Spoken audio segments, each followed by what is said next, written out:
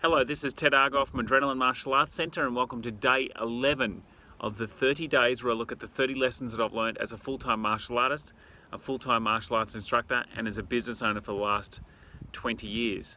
I've got sunglasses on again today. I apologise for that. I'm outside and I'm very light sensitive. I think it's because I've spent so many years inside of a school. Anytime I go outside, if I don't wear sunglasses, I get almost like an instant headache and my eyes sting.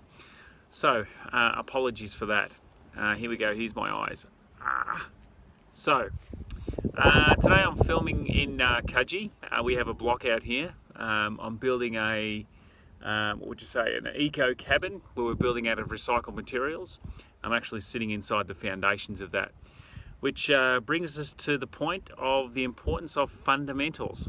So fundamentals are the foundations of your martial arts training. So there's a couple of different ways to articulate fundamentals. There's two ways that I like to think about it, and two ways that I've read in recent years that make the most sense to me. The first one is if you're looking at a technique and you're not quite sure if it's a fundamental technique or not, if your instructor hasn't articulated it as a fundamental technique.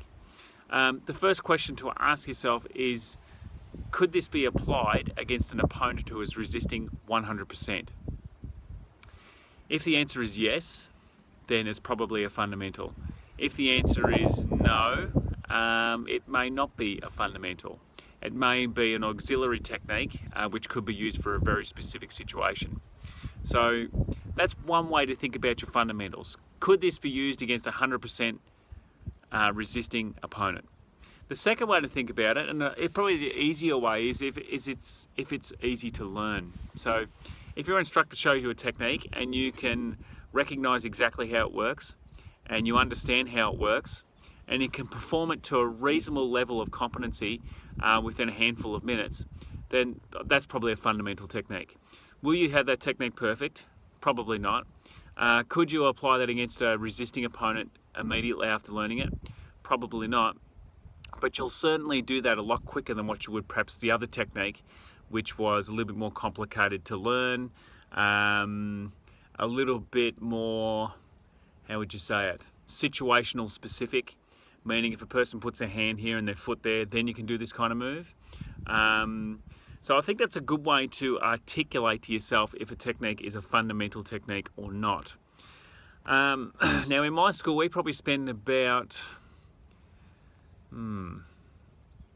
at a guess, 70 to 80% of our time on fundamentals, meaning it's stuff that's easy to learn, it's quick to learn, and it's reliable.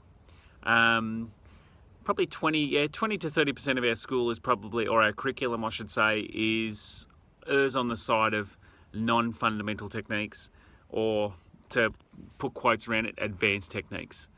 And I think that's a good mix. I think you'll need to learn advanced techniques, and you need to learn techniques that are not 100% practical, just to keep your interest up in training. And some of those advanced techniques can work in high pressure situations once you get good at them. But I think to base your whole game and your whole repertoire off advanced, non-basic, non-fundamental techniques is a recipe for disaster. So if you don't believe me, then learn something fancy on the internet, get as good as you can at it, and see if you can do it against 90% of your training partners. And you'll find out pretty quickly that if it doesn't work 90% of the time, or against 90% of the people, then it's probably not a fundamental technique. Does that mean you shouldn't learn it? Absolutely not. You should learn it, and you should try to get good at it. But I think the base of your game needs to be based on fundamentals. Anyway, that's one of the things I've learnt as a martial artist over the last... I've been a martial artist now for 29 years, I think it is, something like that, full-time for 20. So that's what I wanted to share with you inside the foundations of our eco cabin. So I look forward to talking to you tomorrow in day 12. Thank you.